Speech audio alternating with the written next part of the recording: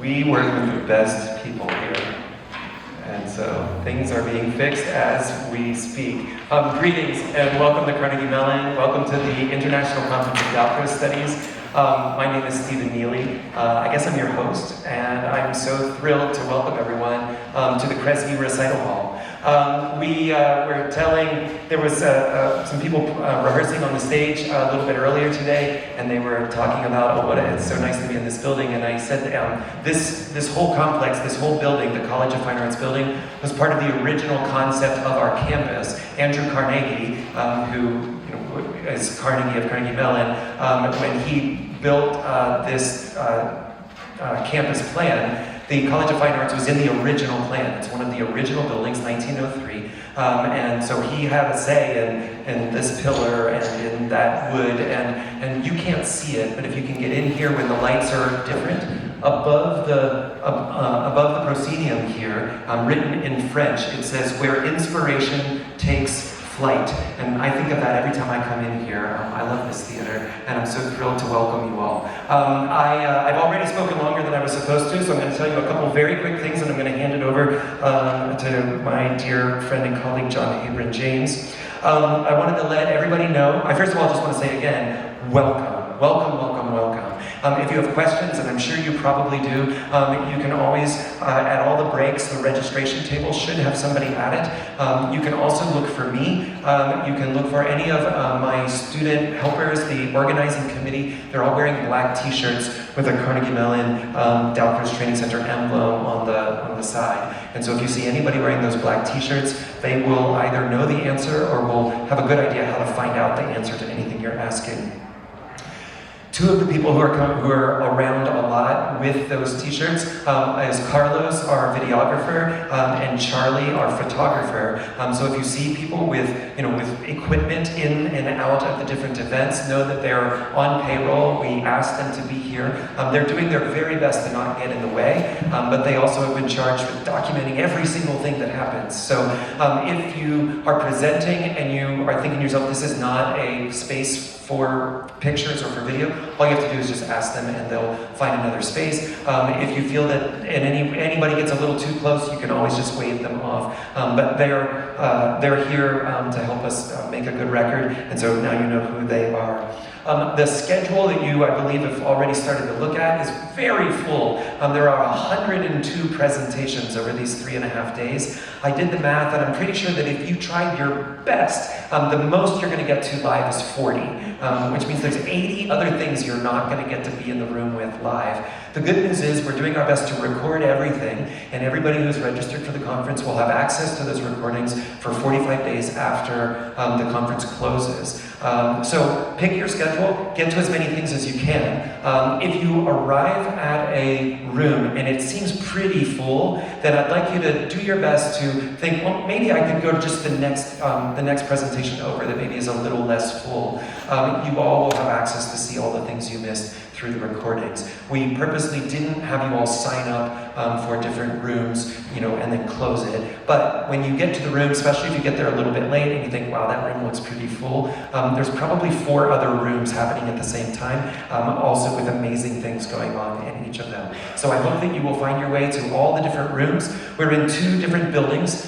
3 of the rooms are 20 steps from here. We're in the Kresge Recital Hall. Across the hallway is the Alumni Concert Hall, and just up the steps to the right is room CFA 102. And then the Margaret Morrison building is out this side of the building. Between this building and the tennis courts is a parking lot. The room that was on the other side of the tennis courts, the building on the other side of the tennis courts, we get to it sort of diagonally from here. That's the Margaret Morrison building, and there are signs. The 2 rooms we're using are on the first floor of that building when you enter. And those are our 5 rooms, and everything's there. So enjoy and get to. And I think I will just give you one more. We haven't made a strong decree about no photography during this conference.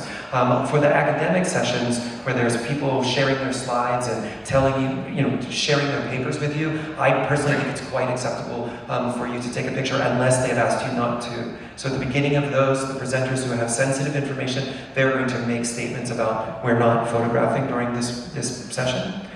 The workshops, anytime that people are moving about and participating in classes, I think of those as more sensitive spaces. Generally, we don't take pictures during classes that are unfolding where we don't quite know what's happening next. If you really think you have some good argument for taking pictures, just talk with the clinician. And whoever's running that session, have a conversation with them, and then if everybody's on board, then it's fine. But otherwise, I think we should assume we're not taking photographs during workshops. And I think that's it. If you need anything, let me know. Come to the registration table, find somebody with a black shirt.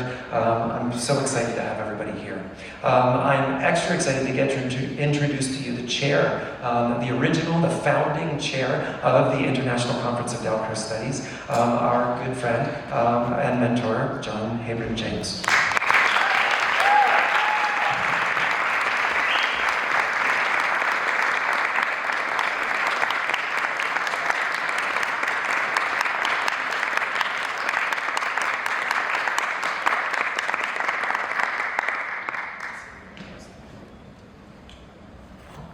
How's that? Can you hear me? Yeah. Great. Thank you very much, Stephen. It's my great pleasure to welcome you all to the 6th International Conference of Dalcroze Studies. And I'm very proud to announce that we have 164 participants from 26 countries.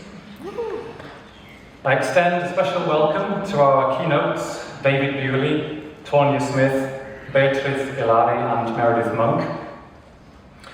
As ever, the variety of disciplines that you represent is a reflection of the interdisciplinarity of Dalcroze and related practices, and we look forward to your presentations as lamps to our feet as we walk and dance through the next few days. I welcome members of the scientific and organising committees, including all the students who are helping out this week. And finally, I want to give a very warm welcome to our online participants. Hello, all you people out there. For the first time, we are running ICDS as a hybrid event, thanks to the excellent organisational skills of Stephen and his team. To all those who are with us online, please know that we embrace you, we look forward to your contributions, and we hope you will feel included as much as is possible at a distance. ICDS has certainly faced challenges over recent years. No one was left untouched by the COVID-19 pandemic, and our plans for ICDS5 were severely disrupted. But we persevered, and we found a creative solution, mounting a very successful online conference in 2021. Since then, many of us have been saddened at personal losses within our community, and we think especially of Paul Hiller and Lisa Parker, both of whom presented at this conference. We will take time to remember them over the next few days, and are very grateful to Michael Schnack, Ruth Alperson, Bill Bauer, and Greg Bristow for taking care of these moments of reflection. While we have experienced losses, our community has also experienced gains. When we last met in person in 2019, the virtual Dalcroze meetup didn't exist. The New Dalcrozian podcast didn't exist. And the idea of an online ICDS was all but inconceivable. But we now know that these forums have provided and continue to provide new ways for us to stay connected. We also have a raft of new leaders in our field. This year sees Dorothea Weisser become the president of FIER, the International Federation of Rhythmics Teachers. In Geneva, Hélène Nicolet and Florence Jacquetet are taking on the leadership of the Jacques Dalcroze Institute. And for ICDS itself, I am rapidly coming towards the end of my tenure as chair of the scientific committee, and I will be handing over to 2 co-chairs, Stephen Neely and Eric Barnhill, on Saturday. These new platforms and new leaders bring new ideas and new energy, and new possibilities. And I am very excited to see what our community can achieve and become in the years ahead. This year is a special one for ICDS. It is 10 years since we gathered in Coventry, England for the first conference. So we are celebrating our 10th birthday. I hope you will join in that spirit of celebration, not so much for the conference as an organisation, but more for what the conferences have produced, inspired and facilitated over 10 years of work. For me, looking back, they have been times of astonishing artistic, pedagogical and intellectual creativity. I have said in the past that whatever walk of life we come from, the participants at ICDS are united by an intellectual passion for music and movement. I still believe that, and I think the fact we are now 10 years old proves that that passion is still very much alive. Our theme for this conference, Ecologies of Practice in Music and Movement, invites us to consider where Dalcroze sits within an ecology of practices, how it influences and has been influenced by other practices, what it needs for its flourishing and sustainable evolution, and how Dalcroze practitioners, teachers, students and researchers can most meaningfully interact with the vulnerable natural and human resources of our planet. As Stephen said, we have more than 100 presentations that will approach these and similar topics through a variety of formats. So, whatever your background or connection to Dalcroze practice, I hope you will savour your conference experience and leave here feeling renewed and inspired. We now turn to our first keynote, David Buley. David.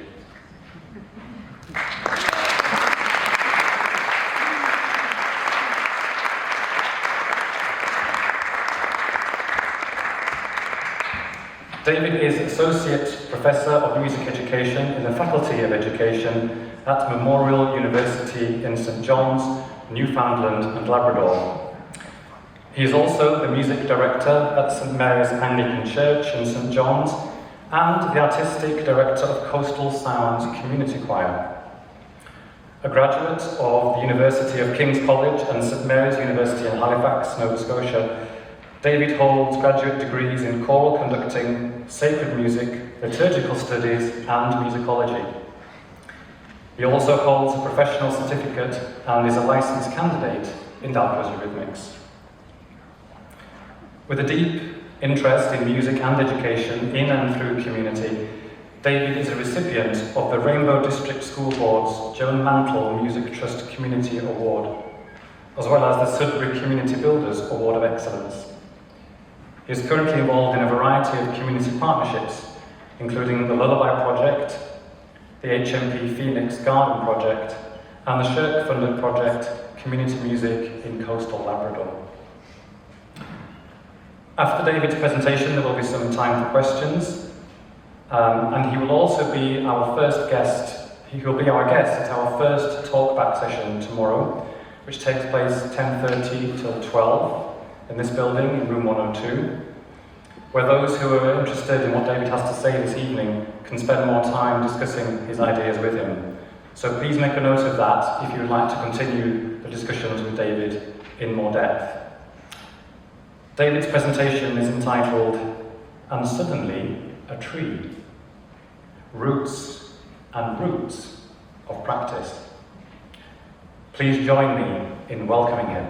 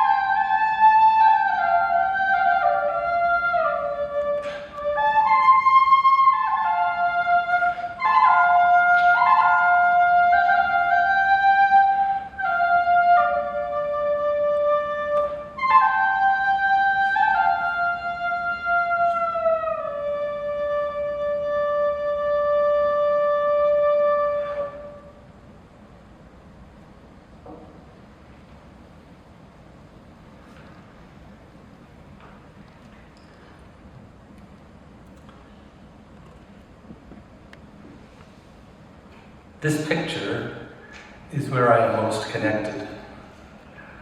My home.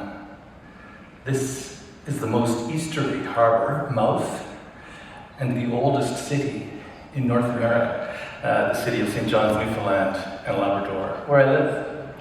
What roots and roots have shaped my vulnerabilities in music education? In part, the root and roots involve now acknowledging that we are gathering this evening on the ancestral land of the Adena culture, the Hopewell culture, the Monongahela peoples, who were later joined by refugees of other tribes, including the Delaware, Shawnee, and the Haudenosaunee, driven here from their homelands by colonizers. I hope you'll join me in honoring these traditional indigenous inhabitants with this land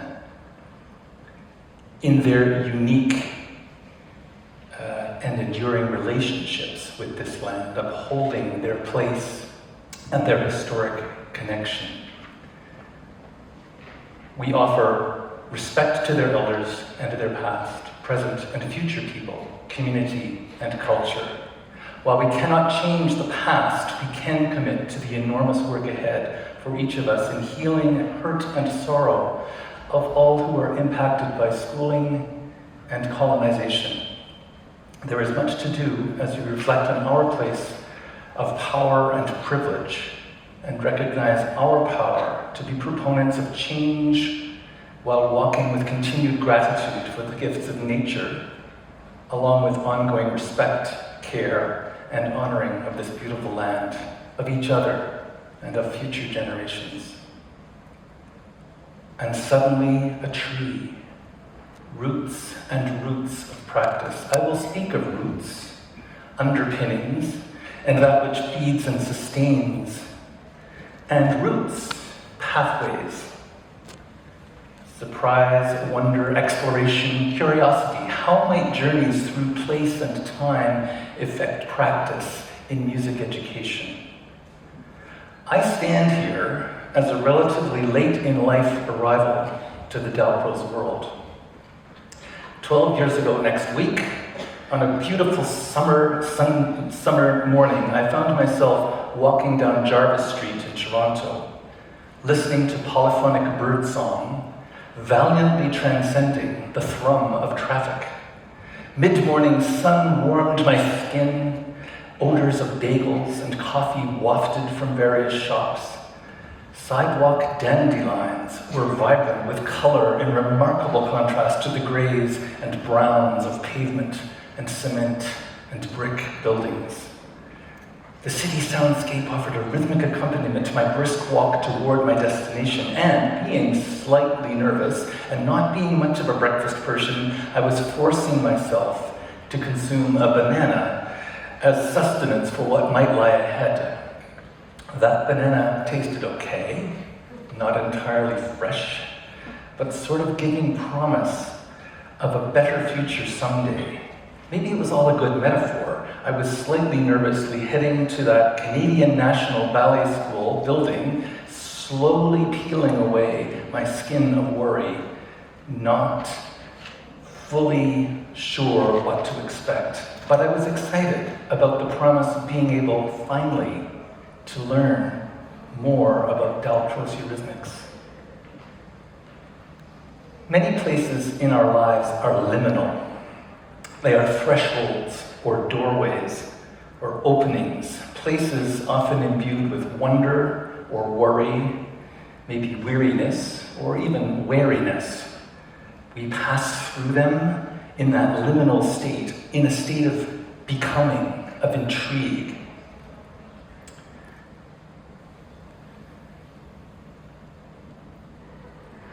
This doorway is one to a prison in St. John's. It is the only route into HMP. Here it goes again. I think I'll just leave it there. HMP is known as Her Majesty's Penitentiary. And Her Majesty was actually Queen Victoria, so this place was built in the 19th century. and is remarkably still in use today in 2023. My first time through this prison doorway was to participate in the Phoenix Garden Project. I won't give all the details here, but my partner Jan and I are members of a team of outside gardeners, facilitators really, for and with inside gardener participants. Part of the surprise of those initial visits involved imagining and creating a beautiful greenhouse inside the prison for the gardeners to cultivate and learn about plants and growth, and to know how knowledge of the plant's ways can teach us and guide us all about ways of being. And that liminal place of initial wonder, trepidation, has given way to fabulous conversations and play with the inside gardener folks. It's okay, I'll just leave it up. Our community of gardeners, digging commonly in soil and interacting with the plants, produces beauty in so many more ways than this rather exciting pair of strawberries. Take a minute to recall a threshold in your life, a place of liminality, maybe something recent, maybe a long time past and faraway place. Did you have expectations, fears? Perhaps you were frightened, or maybe relieved, full of hope, full of worry, full of questions too numerous to ask, not knowing the questions to ask. Beauty, it's all around us. My notes on my very first Dalcroze class show that we began by noticing how to walk, practicing starting and stopping, noticing which bits of the body affected other bits of the body, noticing the space, the places in the space, other people in the space. We notice fast and slow movement, and then movement in relation to sound. And the list of noticings that many of you know so well goes on and on. I distinctly recall the freedom and joy that I experienced in that first class and subsequent classes that week. I recall challenges and fatigue too, a bit of pain in somewhat unused muscles, but still within the context of play and flow. I suppose there was a sense that I was safe and comfortable. I live with an enormous list of privileges that so many others may not easily find. In retrospect, I was enjoying a state of being autotelic, fully in a state of flow, with a series of explorations, surprise, determination to get it in those quick reaction games. Since that first week of summer classes, I've been diving into and swimming with Dalcroze in various ways, yet while also walking that perpetual pathway of life, negotiating professional, collegial, and community work and play, family, friendships, disappointments, and achievements. I'm intrigued now by the hermeneutic of my Dalcroze training. How have my travels in and through and with Monsieur Dalcroze affected my perceptions of what matters in music education and life? What sort of things have been reinforced, augmented, transformed? What new routes have I put down? What new routes have I traveled? In light of these, let's think about liminality, generosity, and balance as a means of becoming. I suppose I started my professional music and education career when I was 13. It was a field of opportunity. With a huge love of choir singing and somewhat decent keyboard skills, I was encouraged by the priest in my church to be the organist and choir director in a village church in Prince Edward Island, Canada's smallest province. If you've read Anne of Green Gables by Lucy Maud Montgomery, anybody read that book? Yes, good. Then you'll know where the island is. It's a pastoral sort of place, small rolling hills and vistas of agriculture and fishing scenes. This field here is near where I grew up. To get to the church, I drove my trusty bicycle, the 5-kilometer trek from my house to the church each week, at least in the spring and summer and fall. I don't remember now how I got there in the winter. The services were in the evening on Sundays, and the organ was a pump organ or harmonium. the very old man who lived next door to the church, a family, mom and dad and their 3 children, and the 3 middle-aged women who doubled as altar guild members were the people in the choir. I don't recall that any of them read music very well, but they all appeared eagerly each week to learn the music together before the service started. What did I know about teaching music then? Nothing. But I suppose I had some awareness of the materials of music, having been in school choirs and church choirs since a very young age. I now wonder what sorts of things I discovered early on about teaching and helping others in their learning of music.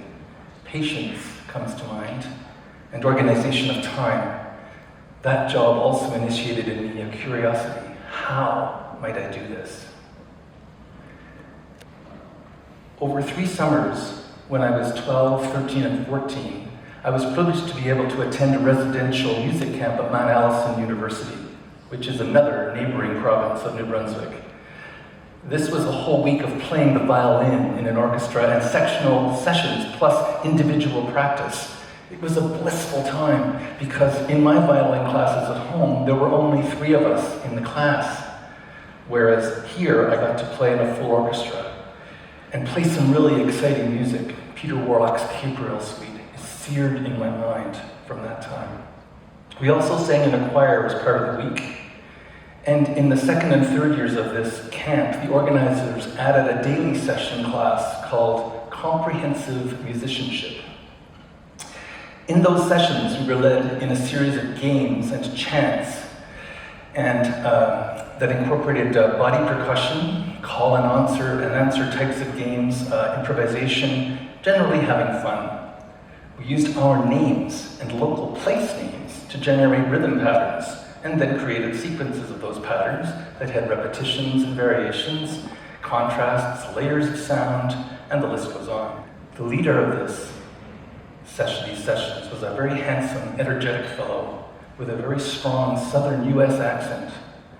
His name was Richard Spaulding, and he hailed from Louisville, Kentucky, and he kept saying, help me make music," with this gesture. We were all teenagers, and I suppose part of the having fun was pretending to be bored or disinterested, and yet I distinctly recall that idea of making music was really appealing to me and intriguing. How do I make music? And when is what we are doing or playing or singing maybe not making music? Why might something be music and something else very similar not be music, or at least not be as musical? Something about this help me make music person really attracted me. I essentially wanted to know what he meant by that. After that music camp, after that week ended, I found out that Mr. Spaulding was going to be taking a family holiday at PEI, my home. He would be staying at a beach about 25 kilometers, 15 miles from my house. I think I'm a fairly shy person by nature, but for some reason, I drove my bicycle to that beach one afternoon to visit him and his family. He and his wife Cecile were so gracious to that taciturn 13-year-old kid. I recall very little of what we talked about over the delicious lemonade I was served, but I do distinctly remember the extraordinary generosity of spirit that Richard Spaulding exuded. I realize now that his generosity invited a reciprocal relationship with his students, and the relational generosity impacted the music he led and made and helped us make. As recipients of his generosity, we were ourselves made generous. And generosity results too in gratitude, or at least it can. On the handout you were given, there's a poem entitled Voice. Please follow along with me. I can hear it, the whispers of trees, melody in the wind, the woven tale of the soil, echoing in the past into the future. Nature has a voice, if only you'd listen.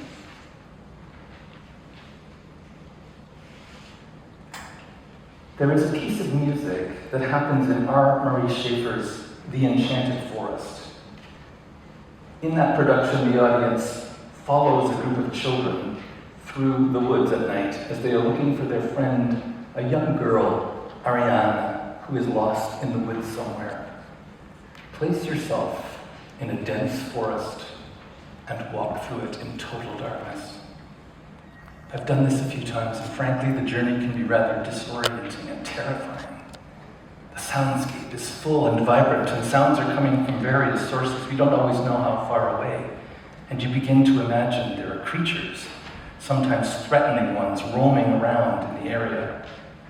Murray created characters in this enchanted forest that the audience meets on their journey through the forest. There's a marsh hawk who cackles about invading his pleasant space. There's a tree stump who is frustrated by having lost his limbs from a reckless tree harvester. About halfway through the forest excursion, there's a low voices quartet singing, "Beware, beware, you're walking on my hair." The singers are the roots of the trees, actually under the ground as people walk over them, and they are imploring everyone to tread lightly as they travel through the forest. Everything is connected. We are reminded that seemingly small alterations in an ecology can result in large modifications in that ecology. In our Dalcroze practice, we're constantly aware of the highly nuanced relationships among time and space and energy. Altering one will readily affect another. I met Murray Schaefer in a workshop for school teachers on a Saturday morning in June as part of an annual chamber music festival held in Halifax, Nova Scotia. We appeared on that Saturday morning and entered into a full day of play and explorations of sound. Murray actually did very little formal instructing, but instead provided provocations and invitations. Something I recall was an opportunity to work in small groups and bring alive a piece of a fairy tale. No spoken word was allowed. Instead, we were challenged to tell the story in gesture and movement and sound, with mouth sounds, or bruitage, found sounds and objects like keys and shoes, movement of sound in space, etc. The group experience, we experimented, improvised, refined ideas, and collaborated. We listened, we discerned, we argued, and we laughed a lot. Murray had been contracted as the composer in residence in celebration of his 60th birthday year. As a lead up to the festival, I had spent time with my high school classes investigating some of his music, and the students became quite excited to go to a lecture he would be giving at the local public library on a Thursday evening during the festival. We were expecting to hear about his compositional process, issues of orchestration maybe, or writing with text for singers or some such. We all excitedly met at the library for his 7 p.m. talk, ready to be edified by this great Canadian man and his ideas. But Murray did not share an academic paper. Rather, it was an evening of stories. Stories of traveling into the wilderness by canoe in rainstorms, of listening to wolves and loons, of singing the songs of and with animals in the forest, of transporting instruments in canoes and across portages, of practices of human silence, and listening to the natural soundscape, of creating art and an actual opera in the woods, stories of a wolf and a princess and the moon. All of this was so completely outside of my world at the time. I had not traveled such routes before. Another event in the Halifax Festival was the performance of Music for Wilderness Lake. This took place overnight at a remote campsite outside of the city. The piece is composed for 12 trombones and a lake. Yes, a lake. heard that correctly, 12 trombones and a lake. Music for Wilderness Lake is in two sections. The first movement takes place at dusk, and the second at dawn. 4 trios of trombones are situated around the lake and play in response to each other and in connection with a series of colored flags that the conductor waves from a canoe or raft in the middle of the lake. I've since performed this piece many times as a conductor, certainly not as a trombonist, because some of the parts are rather virtuosic. Nearly always, the piece concludes with some sort of cameo, surprise animal appearance. That morning, to the first one I went to, the 2 Canada geese flew directly across over us, the audience, as the final sounds dwindled away. I recall another dawn performance of some of Schaeffer's music really well. The audience was assembled along the shore of a lake that folks had walked a few hundred yards to get through in the pre-dawn time and dark, really. There were actually 2 lakes, one small one, and then an isthmus, and then a larger lake over here. The concert was mainly around the larger lake, and my choir was singing something on a distant granite rock face, a couple of hundred yards away from the audience at the end of the concert. As the final sonorities dwindled away and the echoes carried the sound across the lake, we could see the newly risen sun sending its rays onto the pristine water. And usually at dawn, there's very little wind, and that was the case that day. As we all rejoiced in the glorious stillness, a solitary beaver ran across the isthmus into the lake, flapped his tail on the lake, and dove in for his morning dip. And while that beaver could well have been sharing his applause, Murray, who was present at the concert, later suggested that he might have been a critic. Whatever his thoughts at the time, that beaver was declaring his presence and perhaps commenting on our presence in his space. Murray was great fun to be with, and even though he died 2 years ago, and I miss him, he lives on in many ways. Let's go here. One of Murray's favorite expressions is this one. Art should be dangerous. It's good, isn't it? I'd like you to meet Murray now in a short 4-minute film by David New, produced in 2019 for the National Film Board of Canada. It's called Listen. You can find it on NFB, National Film Board of Canada, and I can provide links to folks who would like to have that. So I'll just skip along to the next one. He talks a lot about listening and being quiet and noticing all of the sounds around us.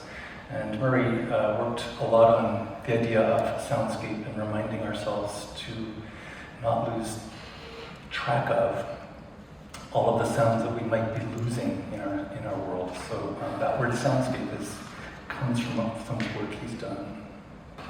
Schaeffer's ideas have eroded their way into my being, and I feel blessed to have been able not only to read his books and hear his music, but also to sit with him and listen to soundscapes, a word he helped make regular, to chat with him about ideas we might try, to be part of his imaginings and explorations in various ways.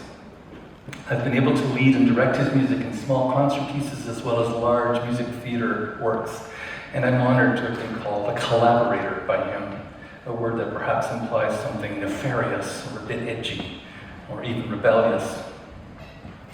When Murray said art should be dangerous, I suppose traveling in a fully loaded canoe in a heavy rainstorm with water up to the thwarts is a bit dangerous. Clambering over ravines and Canadian Shield rock faces to get to a performance spot, yes, it is a bit dangerous. Waiting in the pre-dawn, frigid lakeside air for a cue to begin a show, 3 a.m, not really dangerous, but certainly quite uncomfortable. And I think he also intended, though, that art should be transformative, causing participants to pull on comfortable roots, placed in a liminal state, susceptible to change. That can be a dangerous place.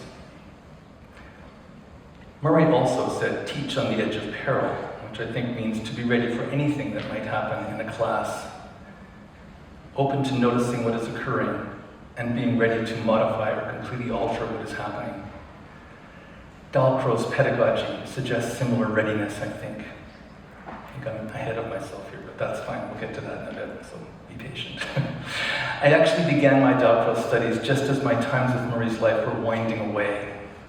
Murray's later life encounters with Alzheimer's took him into his own world again. But just before he embarked fully, he was able to hear about my excitement for Dalcroze, the enormous opportunities for deepening musicianship that Dalcroze's practice offers were very intriguing to Murray, especially pedagogically, in terms of plastique and improvisation, in terms of creativity. Murray's education proclamations included passionate hope and numerous openings for young and older learners to engage in and experiment, and to be ready for nuance in composition. Murray asked us all to remember to listen. Murray also understood something about pedagogy and the arts, and in his music theater works, he fostered something he called the theater of confluence. He explains his theater of confluence as a kind of theater in which all the arts meet, court, and make love. Love implies a sharing of experience. It should never mean the negation of personalities. This is the first task, says Murray, to fashion a theater in which all the arts are fused together, but without negating the strong and healthy character of each. In his concept, each participant sheds the envy of other in order to relish in a complete self-emptying kenosis, a pouring out of self. That's a lofty goal, isn't it? But it's one which provides a powerful grounding for truth in the artistic experience, whether for performer, creator, or audience, viewer. That word love is one of the 7 teachings that some indigenous cultures name as the grandfather teachings. Now I'll ask you to have a look at the handout again and notice the graphic from Nicole Bell from Trent University. The other grandfather teachings, besides love, are humility, honesty, respect, bravery, wisdom, and truth. When I lived for a decade in what is now called Northern Ontario, I was fortunate to be able to learn from and with Anishinaabe scholars, elders, and teachers through ceremony and teachings. And so, with the sense from one elder that these are not our teachings, they are everyone's teachings, I wish to share aspects of them here. I am not Indigenous, but I am honored to have received a spirit name, Bibum Nidish, in Anishinaabe women, the language of the Anishinaabe. Anishinaabe Ojibwe people, and they live generally in the areas around the Great Lakes.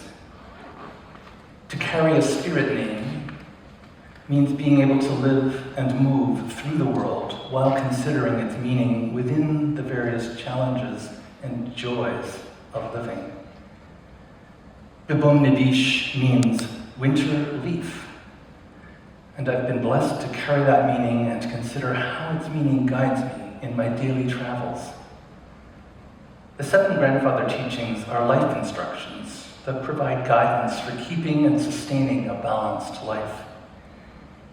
These teachings that I will share here are but one facet of understanding, and I do not want to imply that they are either complete or exact, but rather are ways into the teachings as I've been offered them.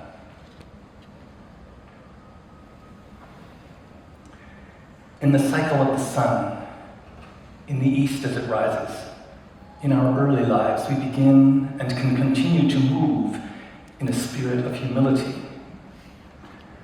In some traditions, the animal who demonstrates humility is Wolf, one of the four-leggeds, who lowers his head in deference to other. Wolf lives in community and relies on his community for sustenance. Wolf reminds us that each of us is equal to others, but not better.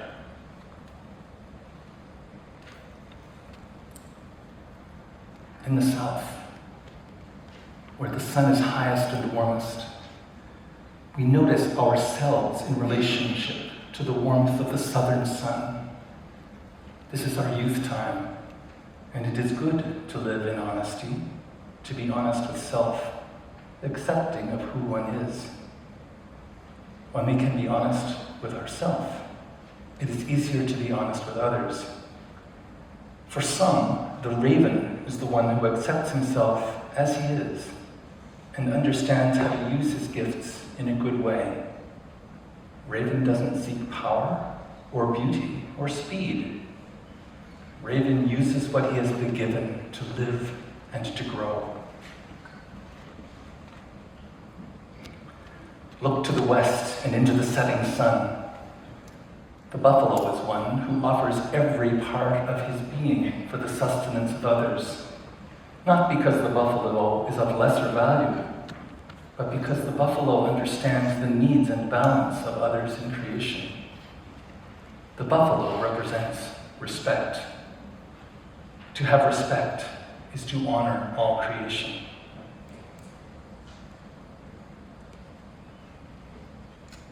Travel north in the winter.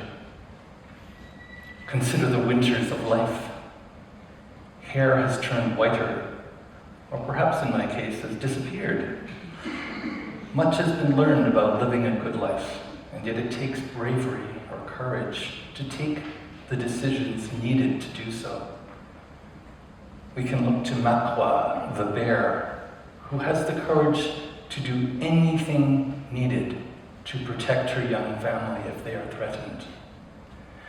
Sometimes, just as Makwa sleeps through the winter and so is dormant, bravery is dormant in us until awakened. Facing a foe with integrity to do what is right, even when the consequences may be unpleasant, requires bravery.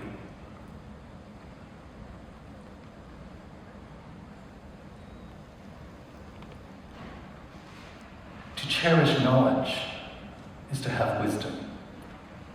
The beaver is a swimmer. He represents wisdom by his wise use of his natural gifts in order to survive and provide for his family. The beaver is fully an ecologist who acts on his environment in a friendly and sustainable way. Wisdom is given by the Creator of all, for all of creation to use for its common good. Beaver wastes nothing. Beaver uses wisdom.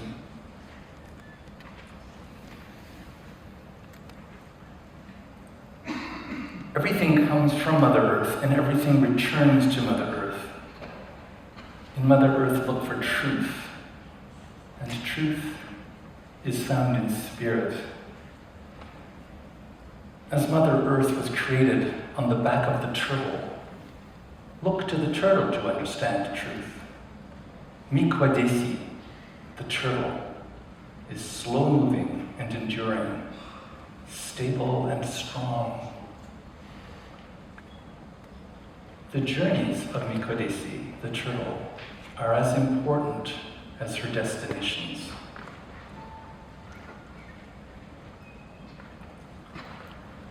Lastly, look within self for love. When we love ourselves, we can love others. Love encompasses all the teachings. To love is to have courage. To love is to have humility. To love is to have respect. To love is to have honesty and know truth. To love is to have wisdom. The eagle flies highest and sees all. The eagle models love. Love must be unconditional. When people are weak, they need love the most. I think it's intriguing to notice these 7 teachings in relation to Dalcro's practice, in the sense of training in the method and also in pedagogy. How do humility, honesty, and respect play into our individual and collective Dalcro's experiences? How do we incorporate love, wisdom, bravery, and truth? How might the roots of these 7 teachings be intertwined? Is one root, our OOT, smaller than the others? Now, I had a lovely slide with a person reading a beautiful text by Mary Oliver, but I think I'll read it myself. So this is, you can find this on your sheet as well, if you'd like to follow along.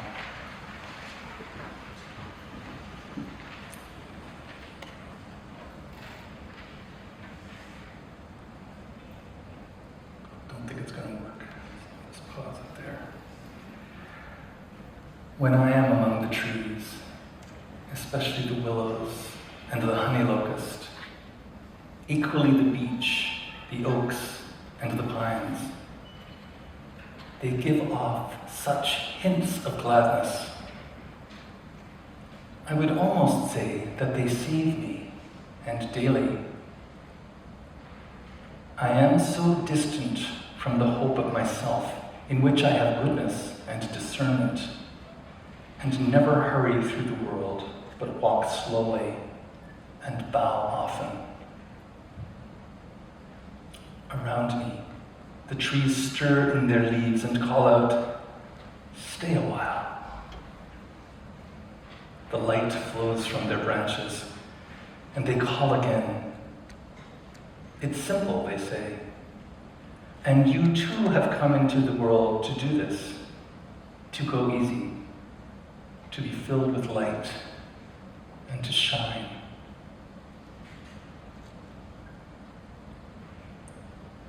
Our theme this week is centered on ecology.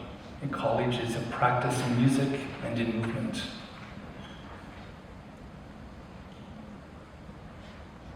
Robin Wall Kimmerer is an Indigenous writer that has crafted some beautiful and eloquent writings that show the multi-level relational aspects of plant life.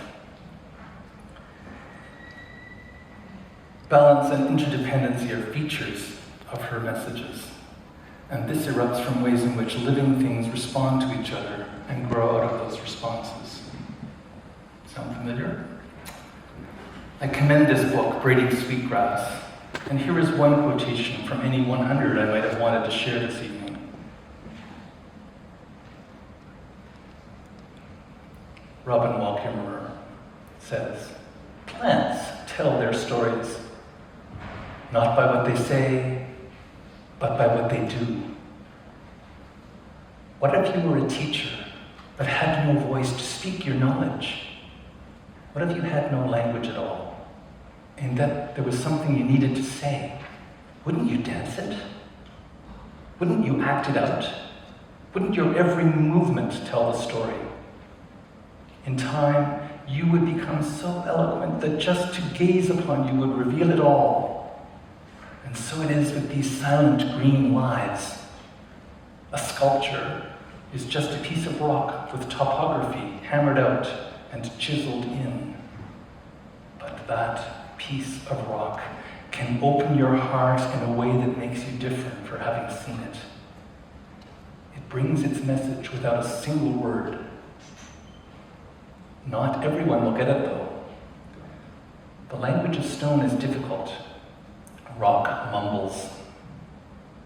But plants speak in a tongue that every breathing thing can understand.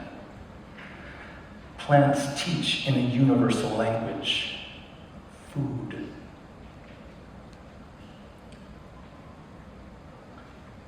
When a student in an eurythmics class is moving in ways that are perhaps slightly out of synchronization with the music, notice I didn't say the student is wrong. By fully noticing their student, what they are seeing in their movement, the teacher can improvise in the moment to assist in making a connection with that person and with that person in the music, and so create a coordinated encounter. Mary Bryce, in her study of the relationship among Gardner's theory of multiple intelligences and Galpro's practice, reminds us that eurythmics can be known as the, as she says, reconciler of the intelligences, actuating them simultaneously and putting them in relation with each other. In this way, it creates collaboration and coherence among them, leaning all the while on two elements that remain constant throughout the teaching and learning process: physical and sensorial experience and musical improvisation. Eurythmics assigns to musical rhythm the two functions of drawing out individual potential and drawing one into the subtle world of music. That's from Unfolding Human Potential. Adding to this insight, I think that Kimmerer and indigenous teachings generally help make us aware of balances among not only physical and intellectual aspects of a person, but also balance among the four quadrants of the medicine wheel. Those directions, east, south, west, and north, and their teachings and creatures that represent them have an added layer of ways of being. These are understood to be physical, emotional, intellectual, and spiritual. Intertwined roots, all. Finding balance among the four quadrants is necessary for a complete existence within a state of equilibrium. Ecological ecosystems work in similar ways. Symbiotic balances are necessary for equilibrium. Too much or not enough water, too much or not enough light, air, nutrients, too large or insufficient root systems, lack of pollinators, invasions of distractions like weeds, can put things out of balance. So where does this bring me in terms of Dalcroze practice? How might we consider the role of balance of these four quadrants in our Dalcroze practice? We constantly hope to find balance in lessons among the trio of rhythmics, whirls, and improvisation. So there are balances inherent in the pedagogical method and planning. I think there are also other balances that are upheld in student and class experiences. As a teacher also, it is crucial to maintain balances in learning and life. Liesl van der Veen and John Habron have very helpfully explored how spiritual experiences through relationality can be found in Dalcroze eurythmics experiences.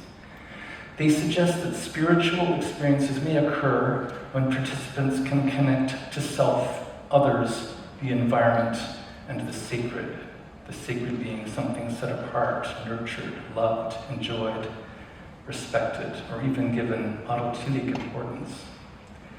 Holistically, facilitated experience of transcendence and transformation may also be features of a spiritual experience. The Dalcroze way does indeed pedagogically open the possibility of assessing these roots simultaneously and collectively. Dalcroze pedagogy and practice relies on honing skills of openness to the imagination, skills of musical and even pedagogical improvisation, as well as mutuality among teacher and students.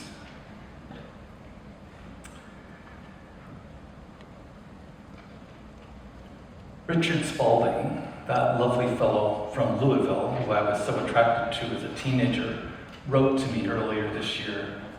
He's now 99.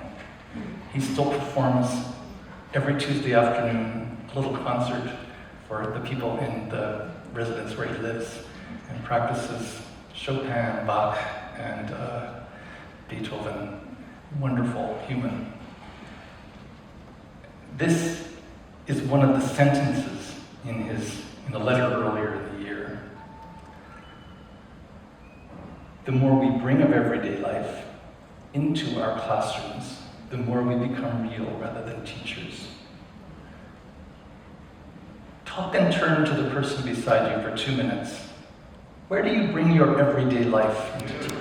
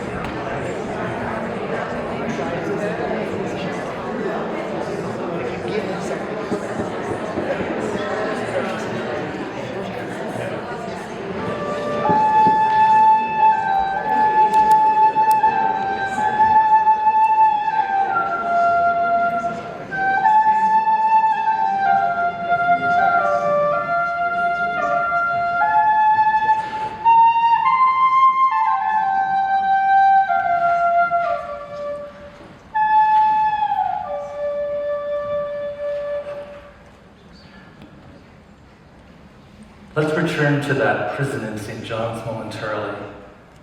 The Phoenix Garden Project always begins with a circling in time, where each participant greets the group and is greeted by name. We also are invited to bring to the circle responses to a question, perhaps about a favorite flower, or memory of a season, or identification with something from the natural world. What's your memory of rhubarb? Or berry picking, we might ask. HMP is a difficult environment for everyone. There are constant short staff shortages, very complex working conditions, challenges of ventilation and programming, and the list is such a long list. But with the circling in time, there is a relationship building, and honoring of each person and his thoughts is important and indeed necessary to the collective group wholeness. The sessions also always end with a time of noticings and reflection. And the inside gardener guys always look forward to being able to share something they noticed about the session that day. Invariably, things like gratitude, respect, and enjoyment show up in the noticings. Here is another quotation from Robin Wall Kimmerer. Cultures of gratitude must also be cultures of reciprocity. Each person, human or no, is bound to each other in a reciprocal relationship. Just as all beings have a duty to me, I have a duty to them. If an animal gives life to feed me, I am in turn bound to support its life. If I receive a stream's gift of pure water, then I am responsible for returning the gift in kind. An integral part of a human's education is to know those duties and how to perform them. Duties and gifts are two sides of the same coin. What is the duty of humans, Kimmerer asks? If gifts and responsibilities are one, then asking, what is our responsibility, is the same as asking, what is our gift? It is said that only humans have the capacity for gratitude. This is among our gifts. I think it's fair to say that many aspects of Dalcroze training are in some ways, in some senses, deep dives into duty. We need physical skills to be able to move and play in specific ways, and those skills can take practice, often hours and hours of practice. In my own case, I have the constant duty of working on undoing years of habit that inhibit ease of movement, that inhibit fluidity of playing for movement, and other items too numerous to mention. So there can be a sense of duty to complete tasks or go through some things in classes perhaps, especially in a training program for pedagogy. And yet, in the balanced sort of world, we would find ways to delight in that duty, even within a framework of challenging and difficult study. To be fair, each of us will have affinities for some kinds of teaching over others. And one of the beauties of Dalcroze training is that we have so many opportunities to work with so many different sorts of teachers. The duty of study easily becomes a gift. Isn't it true that some classes are surprisingly delightful? Gifts in unpredictable and perhaps even unfathomable ways. But as in any ecology, there can be struggles and challenges. Access to the Dalcroze world is one challenge, perhaps. Training in the pedagogy, although I will attest, can be transformative and inspirational. Training is also lengthy and difficult, even expensive. 12 years ago, in those pre-pandemic days, I had to travel 300 kilometers in order to join my first Dalcroze class. Where I live now, I am even farther away from centers. Training in Canada, usually only available in the summer, is typically in Toronto or Montreal.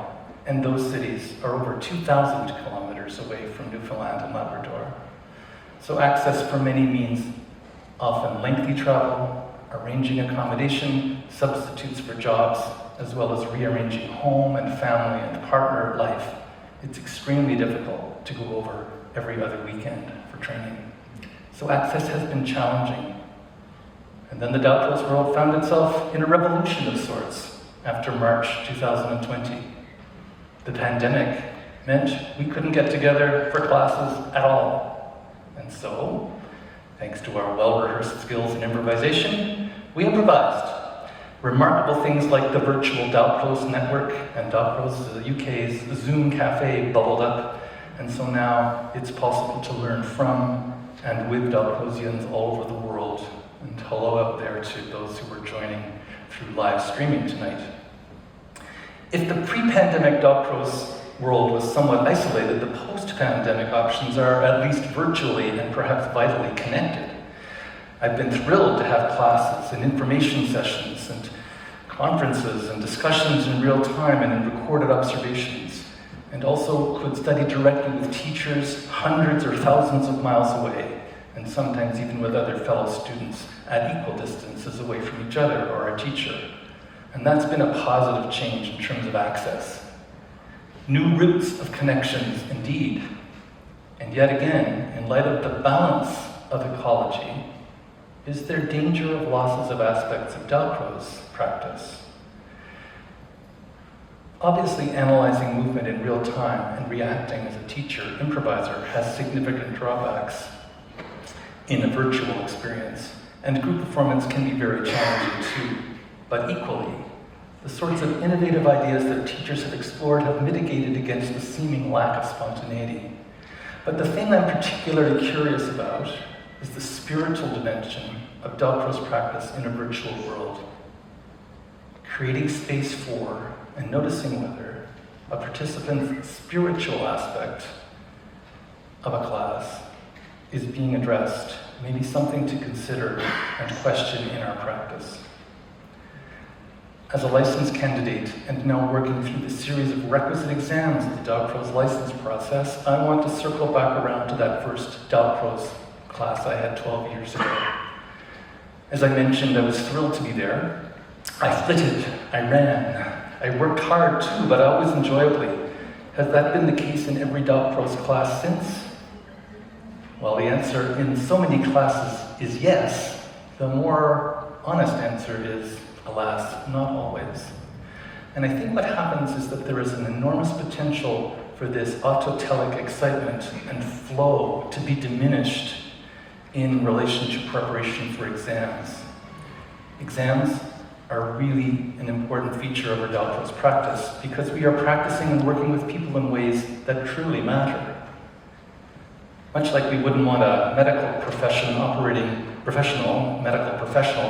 on a knee to really know and show that they know how to do that operation well as necessary. In Doubtful's music education, we will want, and we have, highly skilled professionals guiding our lessons.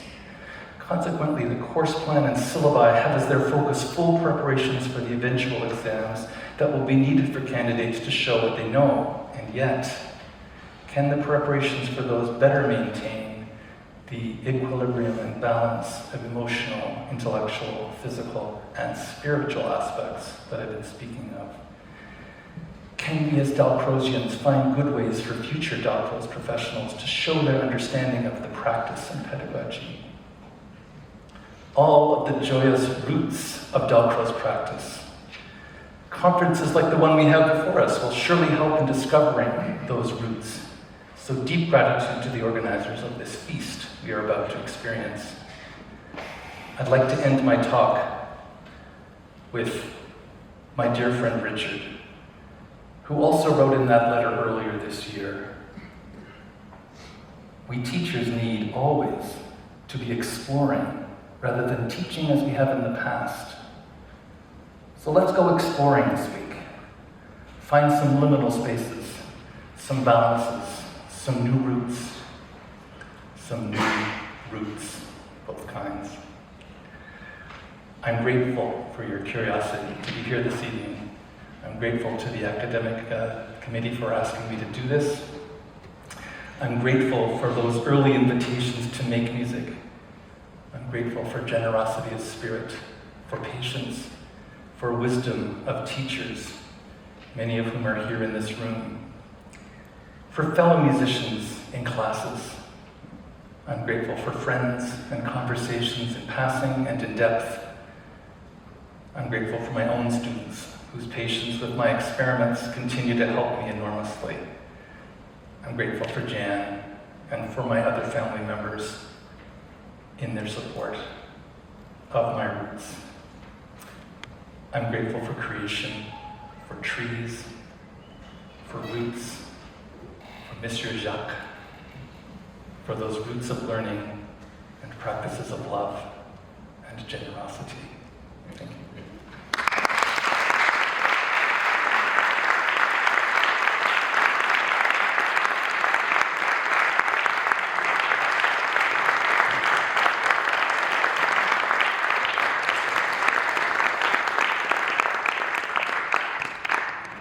Okay, we'll have a couple of questions. I want to start by thanking you, David. You ended with a great list of thanks, and the theme of gratitude was very clear throughout your whole presentation. I want to thank you for the way that you started our conference, and the way you introduced yourself and your practice as a teacher, your family, your teachers, your mentors, was a lovely way to bring yourself into this. And I think the quote from your friend about being a real person, you have been a real Keynote person, and that's been really clear. Thank you also for introducing us to your home and to the soundscape and the landscapes there. And I think David's really brought us down to earth, hasn't he? I really feel that sense that we're being grounded in this first keynote, taken to a different level of depth, I think, in terms of our reflections on darkness and related practices.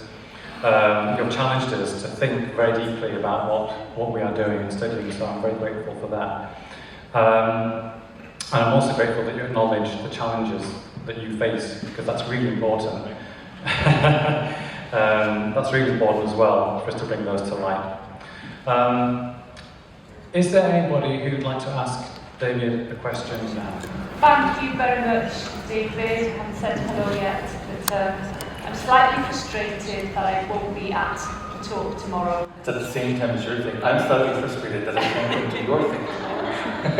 So there. But I was particularly interested in the animals and the 7 teachings and qualities. And I would be asking you tomorrow, or maybe I'll catch you at a coffee, have you had preliminary thoughts about how to integrate, I think you were mentioning it in the context of teacher training, and the importance of these qualities in prospective teachers. So is this something you're already exploring in your work, or you're thinking about? If you just speak to that.